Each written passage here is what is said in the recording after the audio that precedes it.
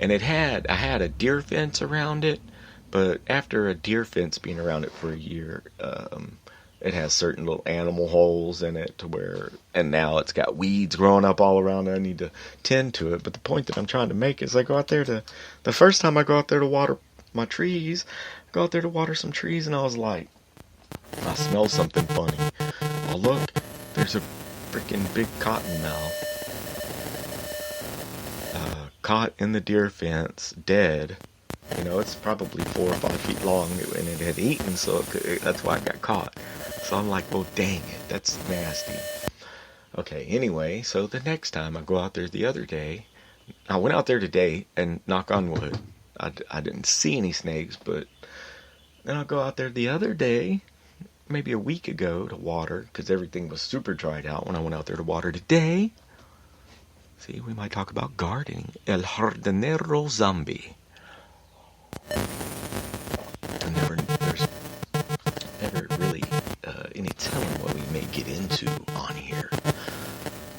Okay, so I'll go out there the second time, and I'm watering these little trees, and I see on one of the little trees is where a snake had shed his skin. So I know that now it's not the greenhouse, it's a frickin' snake pit. And actually, a year ago, I did the radio show from there regularly because it was kind of nice, the birds chirping and all of that. And I killed 2 cottonmouths at one time because they were right there. I went to water my plants, and I have a piece of travertine sitting down there with my water bottle on it. And whenever I picked up the water bottle, I saw something move. And then the next thing you know, there's 2 big cottonmouths. Like, one of them went into the fence, tried to go out the fence and got caught in it, and then came at me. Like, he couldn't get to me because he was tangled in the fence. So, watch out for snakes, especially after this water coming through. And we're super blessed. It looks like it's going to be a beautiful day today. It's going to be a nice day tomorrow. Be a nice day to sell a few little cutlery sets, maybe a couple of little old knives there in Alvin, Texas.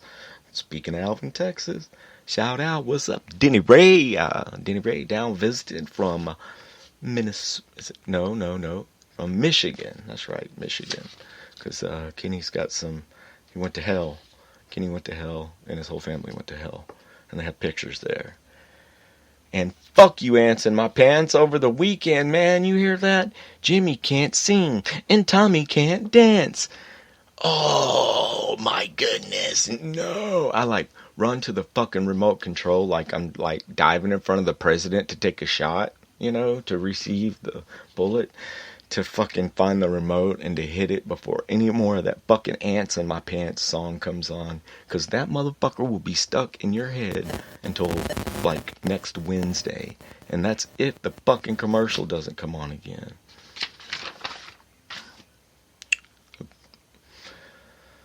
Oh, and yeah, we can't get on the old interwebs without just talking a little bit about old Wild Bill O'Reilly. Like, what the fuck? I mean, come on, man. No one else knew he was grabbing poonannies or whatever he was doing. What was he doing? Okay, what was he doing? What I did see yesterday is an African American female, let's just say an American female, said that she used to intern there with Wild Bill O'Reilly. And he made comments that made her feel uncomfortable, etc. And called her things like hot chocolate. And I don't know, whenever I first heard it, I thought, boy, some old southern gentleman would be thinking, hell, that's just how I refer to the ladies. Sweetheart. Hey there, darling, would you give me some coffee? Honey? Hot chocolate? I mean, that is an old mentality. And as you notice, the last dude, whoever that old head of whoever it was that they had to get rid of and paid him millions and millions of dollars, it looks like Wild Bill O'Reilly went on vacation and he's not coming back. What? I don't know what you think about that. And honestly, I never really watched that crap anyway.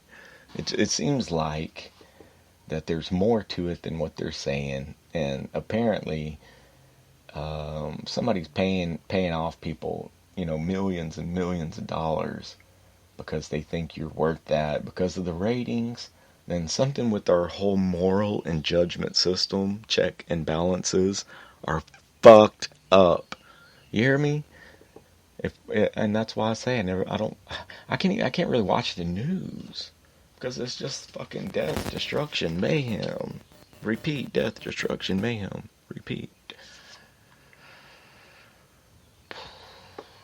The only time, guys, that you have to do anything productive is the time that you have at your hands right now.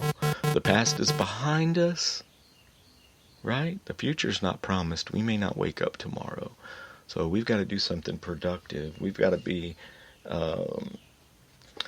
fill our place in society right now. Do something productive with your time. Use your hands wisely. Use that special talent that you have to your advantage. And wake up every single day doing what you love to do. You hear me? I'm saying there are two different types of people in my book.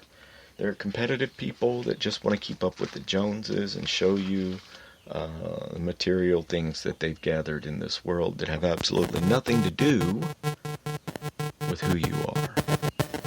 There are creative people that whenever they're my belief is that there's always a creative solution out of your situation. Right? Period. And people that create things do not really, not to say that if you create, you do have to compete to an extent. But the difference is to be on the competitive plane of life, where you're constantly trying to keep up with the Joneses, or on the creative plane of life, where you surround yourself with people that you would aspire to become, that use those special talents to their advantage, and they create things that normally the competitors are competing for the things that we creators create. And if that makes a lick of sense to you all, then you're doing better than I am. And that's why, you're my cheap therapy. See if we can find another little audio nugget. Oh yeah, that one was okay. But no. And here we go, celebrating the 30-year anniversary of this movie. Dangerous about a character like Ferris Bueller is he gives good kids bad ideas. Last thing I need at this point in my career is 1,500 Ferris Bueller disciples running around these halls. It jeopardizes my ability to effectively govern this student body. Well, makes you look like an ass is what he does, Ed. Thank you, Grace. I think you're wrong. Oh, well, he's very popular, Ed. The sportos and motorheads, geeks, sluts, bloods, wastoids, dweebies, dickheads, they all adore him. They think he's a righteous dude. That is why I have got to catch him this time. To show these kids that the example he sets is a first-class ticket to nowhere. Oh, Ed.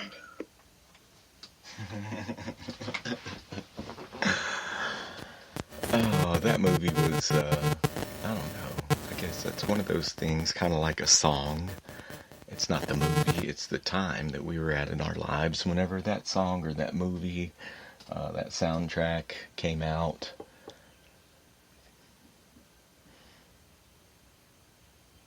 Yeah. Yep. No, okay, hold on. Well, ladies and gentlemen, and boys and girls, take a glance through here and see if there are any other big brain busters. But yeah, I'd like to go check out the drag races, maybe just go out there Sunday and check out the finals. However, I mean, it's tough to spectate. You know what I'm saying? Whenever you have been behind the lines, it's tough to go and spectate. However, just a little bit of smell of that nitro, just to get that nitro back in my veins. A little bit of nitro back in my veins. I was looking, a song. You know what? Okay, that reminds me. I need to re-record some parody songs, and we also need to re-record. Hold on.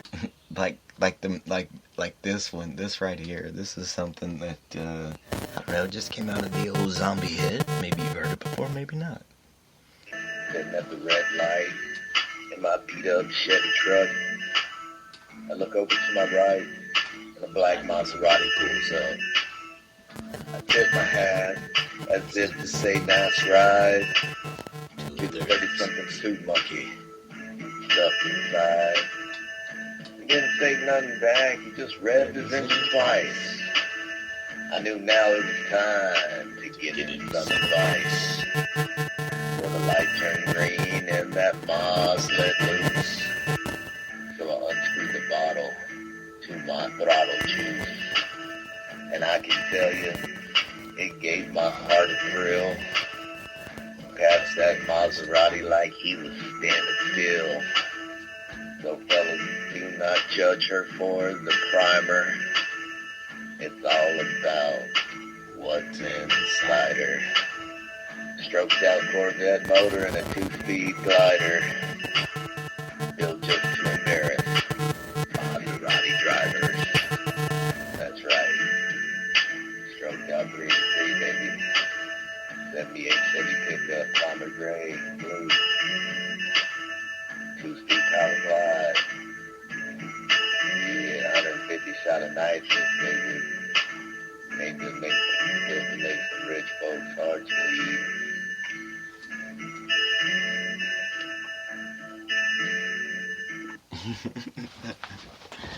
Anyway, that's I don't do you just write songs in your spare time? If so, send them in. I'll play them on the air.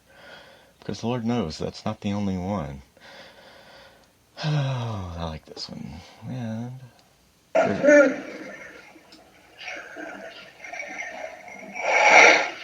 What's wrong with you?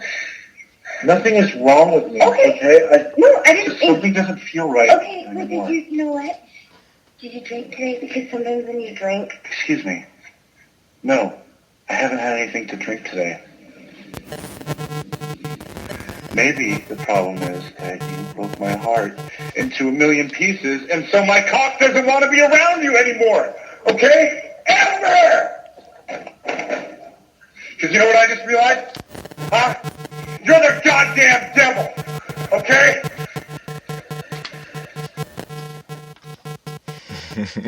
anyone else ever feel like that in their lives? Oh, man. That's whenever I would encourage you to, hey, man, whatever your hopes, your dreams, your vision is, no one is going to paint a clear vision of your future. You have to do that shit for yourself. Paint a clear vision of your future. And that's the only way that any of your hopes and your dreams may actually come true. A clear vision of what you want, what you need in order to become an involved member of your community. I can't tell people enough. Get to know your neighbors. You might not like them. It's kind of like family. Guess what? You got to back them up. You got to let them back you up. You never know, man. You need a shot of air in your tire. You need somebody to watch the kids for 10 minutes. Something like that. An emergency comes up. Your neighbors are really the first response. You know what I'm saying? There's people that you run to their house if somebody breaks into yours. You know what I mean? It's something that's kind of tough. It's kind of tough sometimes for me to practice what I preach, like staying away from all highly processed foods and to work out every day. And being 44 years old, I was like having some chest pains, and I thought, it's nothing other than the fact that I hit the weights, and I hadn't hit the weights in a couple days. So stay on top of that kind of stuff. Live for your mind, your body, and your spirit, and life will be a beautiful, beautiful place. So let me double check, make sure we don't have any other big brain busters for you all. And I think we may just be ready to call it a show. But before we let you go, I will remind you to correspond with the show, man. Don't be scared. Don't be scared. That's Radio Robcast at gmail.com. Radio Robcast at gmail.com. Radio Robcast at gmail.com. And that's where, we'll put you on the show. Send us an email. Let us know what's going on in your world, you little maniacs. Also, you're welcome to follow us on Twitter, Robert Cole at Robcast Radio on Twitter. Definitely download the Spreaker podcast app, the best podcasting platform on planet Earth. and go to where it says created by here at Spreaker